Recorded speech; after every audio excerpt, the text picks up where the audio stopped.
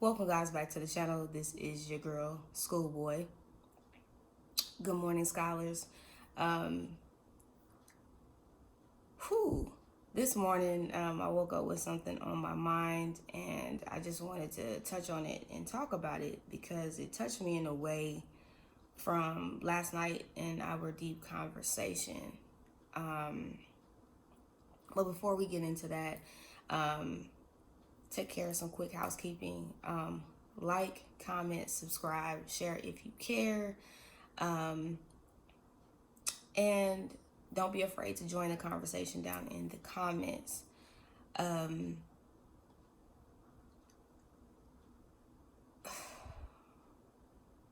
This topic is really heavy. Oh, and subscribe, and hit the notification button so that you can get it every single time I drop and upload a video. I wanted to talk about today the syndrome to fix people.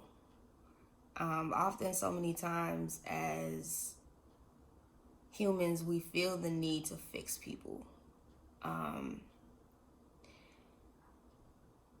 I feel like Black women at times are asked to fix people so often. She has to be the fixer because she's been the fixer since slavery. That's what her job was to be strong and fix everything, make it right, no matter what it was. It was her job to make it better, to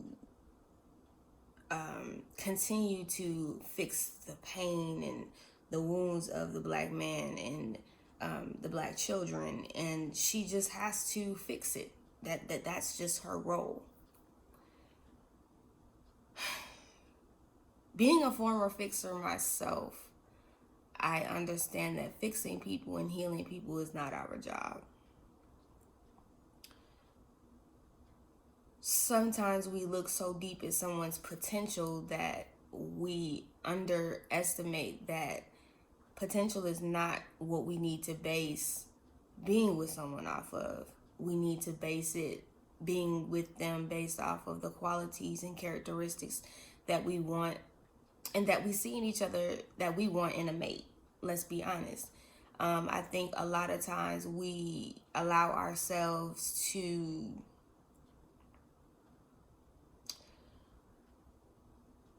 take what's in front of us because we feel we are not worthy of having something better.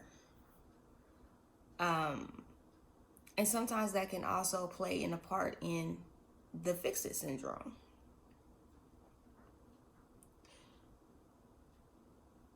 And I want to tell people right now, it's not your job to heal someone. That's not your job. So often when we date, we feel as though, oh man, I ain't gonna get a perfect mate, so whatever God give me. You don't realize what you say out of your mouth holds a lot of weight about what you will attract, because what you say, you put that into the atmosphere, you give it life, and the more that you say that is what you bring to you. You bring that to you. And so often we will bring something that in our mind, we don't want that, but our mouth, we speak it. So if you speak it from your mind to your mouth, then that's what you attract.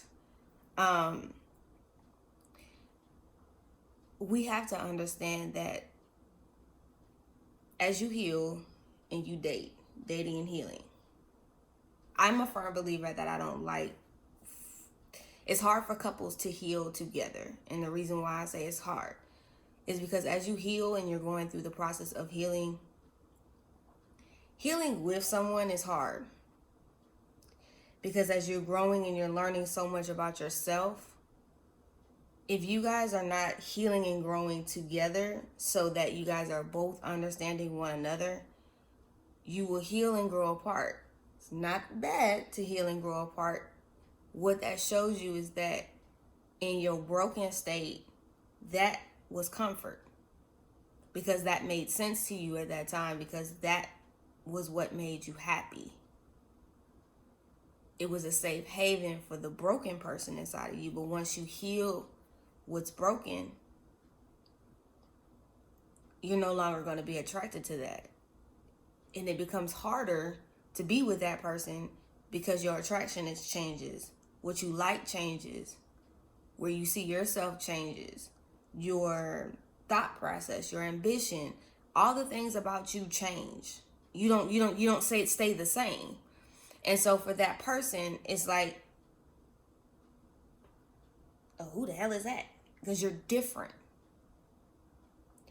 And so even if you are just healing on your own in your relationship, and it's a relationship that you've had with someone for a long time, they will notice that you're different. You're not the person that they fell in love with or met. You're not still broken. And so and the reason why I'm having this conversation is because a lot of times, often when we're broken, we settle. When we start to heal and we start to grow, everything changes. Your taste changes, what you like changes. Maybe the way you dress aesthetically will change. Everything in your life will change. It makes a whole 360, and it's a whole transition. And even friends and family will notice that you will change. You will no longer be attracted to the same friendships. Those will go away. Your whole mindset changes, and you're not what you began as. On my journey, I learned that, but I wasn't in a relationship, which was good, because I felt like I didn't have to limit myself. That was number one. And number two, as I was growing, I didn't have to think about somebody else's feelings as I was growing, because I wasn't attached to somebody, which I believe is the best way to grow. Because when you're growing solo, all the other things will dissipate, and you'll attract what you want eventually.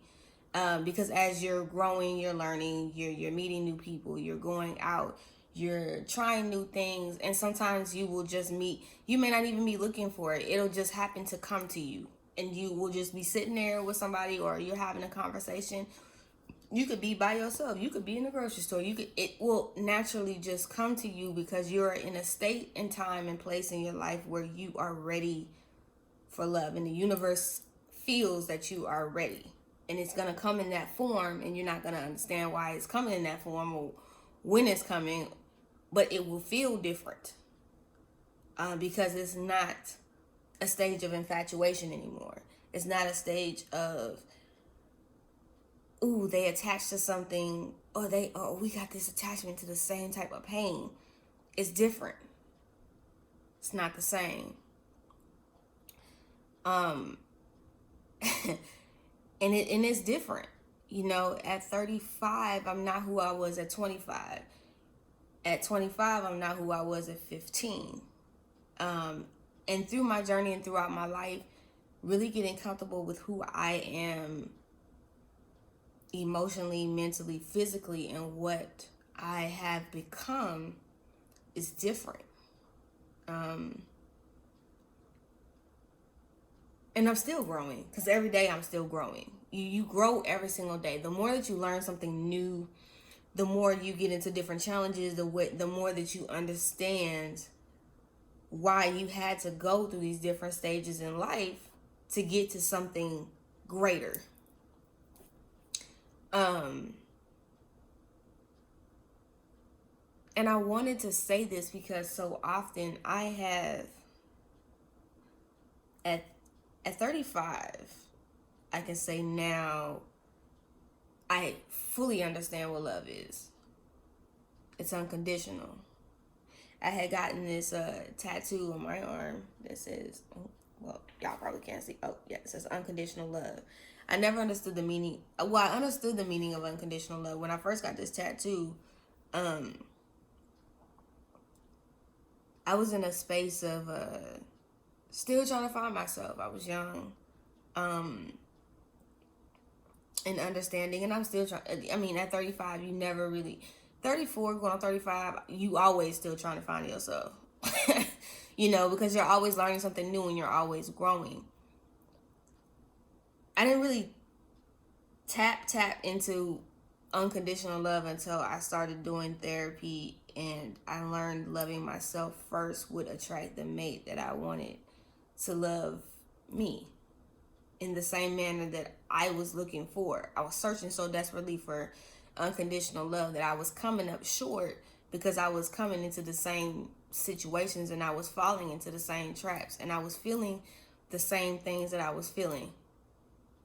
And I couldn't understand why I kept coming into the same traps is because I hadn't learned anything and I hadn't fixed what was inside me.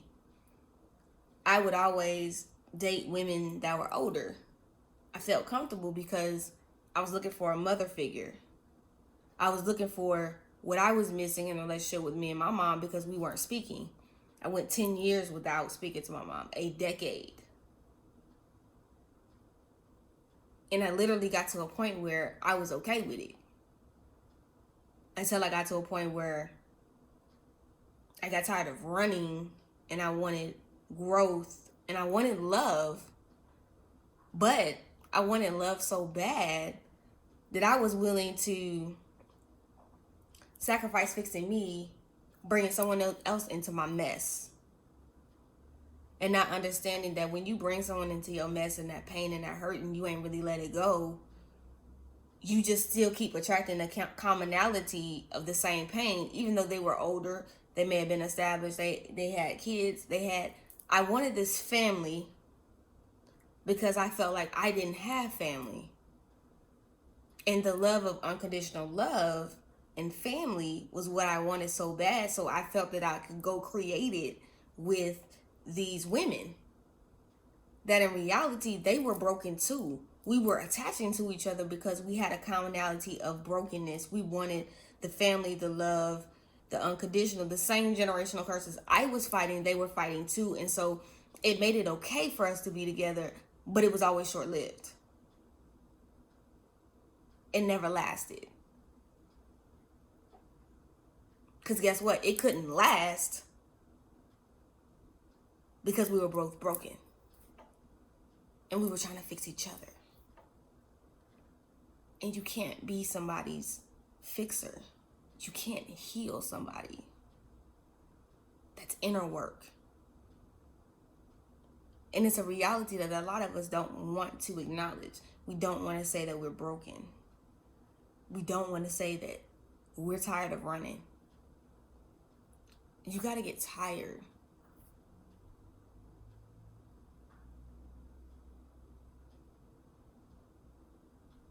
I feel like I got a follower right now that's tired. You're tired. You're tired of being snide with people. You're tired of being nasty to people. You're tired of being mean to people. You're tired of just popping off for no reason. It's okay. Heal you. Let it go. Let it go. Go stand in the mirror and apologize to your younger self and say, it's not your fault. I'm sorry. It happened to you. I'm sorry. I love you. Forgive whoever hurt you in that same mirror. Because when you release that, a weight lifts up off of you. And then continue to keep growing. Set small goals for yourself. Because I'm going to tell you, growth and dating go hand in hand. And you're not going to have the perfect mate. I left that ish a long time ago. There is no perfect mate. There is something, you might find something in somebody that you're willing, as you're growing, you're willing to see what you're willing to deal with a mate and what you're not willing to deal with. Okay? For a long time, I dealt with women with kids. I stopped dealing with women with kids. The reason why I stopped dealing with women with kids because a lot of times it was so much unresolved baggage that came with that package. It was too heavy for me. So I stopped dating women with kids. And I meditated more. I ate right. I exercise. I read self-help books. I'm constantly doing stuff. You have to. The thing is, everybody wants love and everybody wants to date. But dating and growing can go hand in hand. But understand that you are not to fix anybody. And number two, a very poignant point, and I heard this quote: you're there to be someone's anchor in the storm. Be their motivation, be grow together, but you're not there to be anybody's therapist in the relationship. That's not your job to be their therapist. That's not your job to fix them. That's not your job to get them to the level that you need them to be. That's not your job to love them to that level, because at the end of the day, if their person is broken, no matter how much you love them and no matter how much you unconditionally love them, they are not going to be able to accept that space of love because they are not in that realm. They're not ready. And you're forcing something. It's like forcing a key into the wrong hole, and you're trying to turn it. Why do you keep trying to turn something that visibly does not fit? Let it go. If you're dating someone and you see that the qualities are not alike, let it go. A lot of times we're screaming and crying for love from people that don't know how to love themselves. I can't love you if you don't know how to love you. I can't be the partner that you need me to be if you can't be the partner that I need you to be with me. We both can't be broken trying to make each other whole. It doesn't work that way.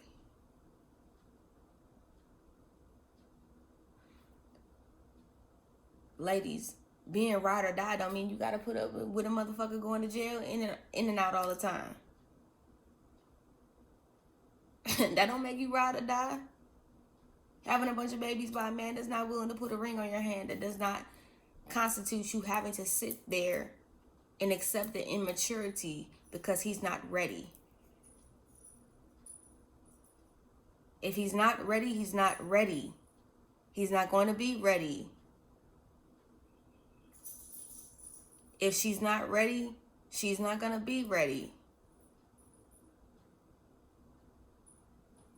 If she's still out here thotting and bopping and going to the clubs, if he's still out here thotting and bopping and going to the clubs, if they don't have goals, if there's not something they're trying to obtain, you know, one thing that I honor that we did this year was that I have a set of goals on my vision board. She has a set of goals on her vision board. And then we have a vision board together as of what the goals and things that we want to attain together.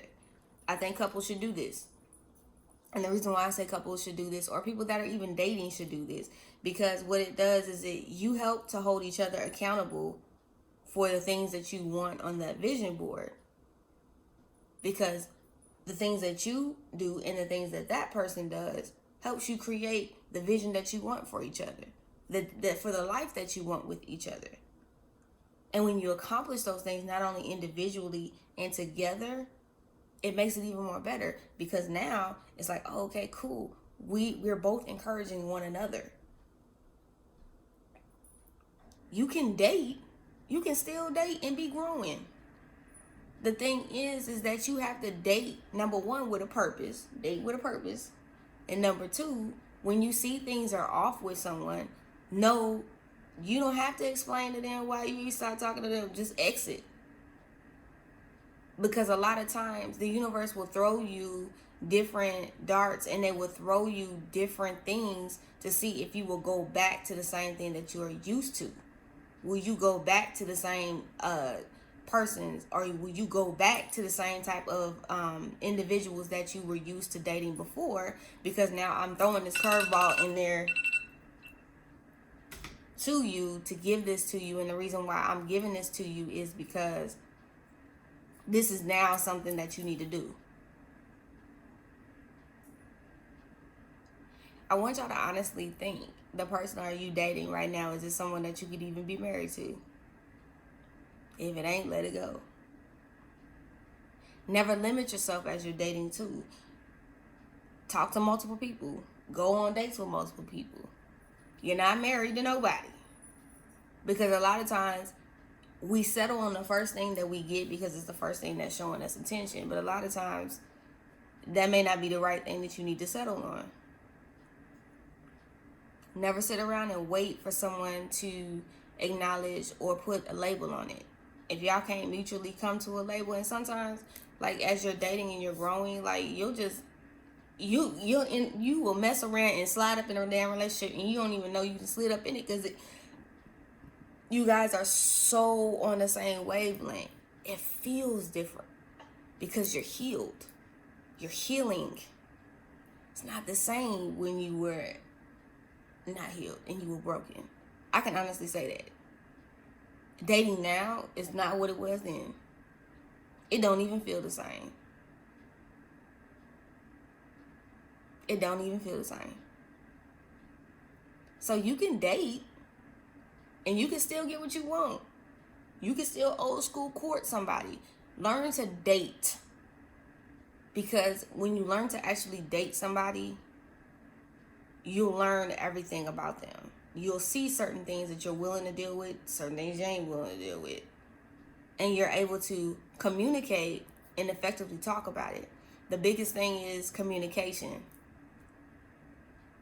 I tell you all the time, I struggle with that. She's working with me on that. I'm easy. I can put things into words easy. I can type things and put them into words, but sometimes me saying it is hard because I as a kid was, like I said, seen but not heard.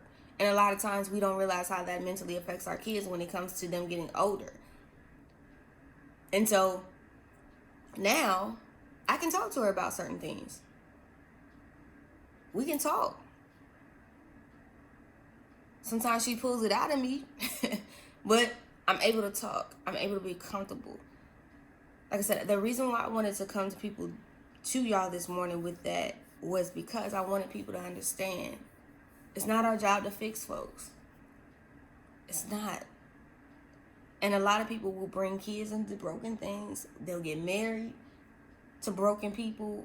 We will do all these different things, but we will run from the main thing that we need, which is the therapy in order to heal ourselves, in order to attract what we need.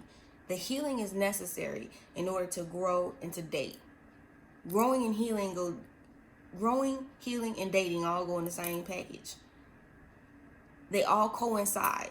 And this is why I always tell y'all, you have to feel good about what you have on the inside, because on the inside, which radiates to the outside, which gives you that glow, which makes you attract these great things into your life. So the message that I want everybody to take from this today is that don't be anybody's therapist. You can love someone enough to let them go, and love yourself enough to heal you enough until you're ready to date. And when you're ready to date, know what you're going to accept and what you're not going to accept. Walk away from things that don't make you happy. You don't have to explain to somebody why you don't want to date their ass no more. Just start talking to them. Separate yourself.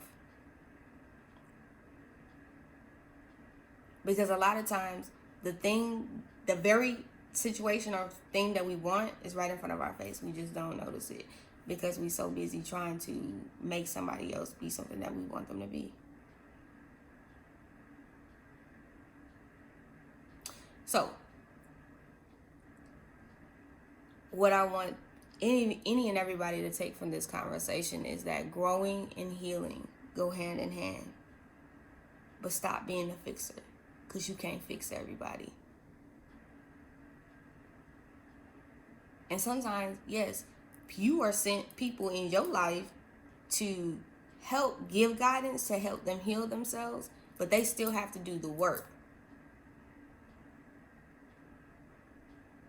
But understand, when your cup can't remain full because you're pouring so much into them, learn when to back off. You can still help and try to guide people, but know when to say when for your own mental health And also understand that you can also date someone where y'all are both still on a healing journey, but you ain't got to rush into a relationship. You can continue to learn and grow together, because sometimes you might meet somebody while you in the process and they in the process. And the universe and God might bring y'all together because y'all are meant to continue the process together, but also still individually, but also growing together for a greater goal. So I just want to touch on that this morning. I want all of the scholars to have an amazing, amazing day. Continue to spread love. And I will see y'all in the next one.